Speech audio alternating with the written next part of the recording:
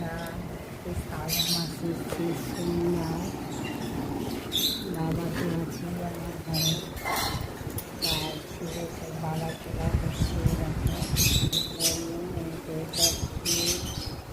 পঞ্চপরীক সাজাচ্ছি। আরতি হবে বাবা, সব জোগাড় হচ্ছে।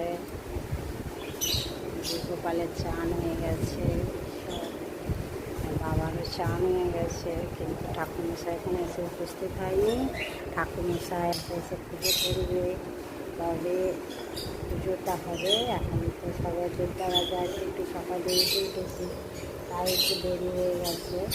এই পুজো করতে করতে জোগাড় করতে করতে ঠাকুরমশাই ছিল, জোগাড় করে নিই।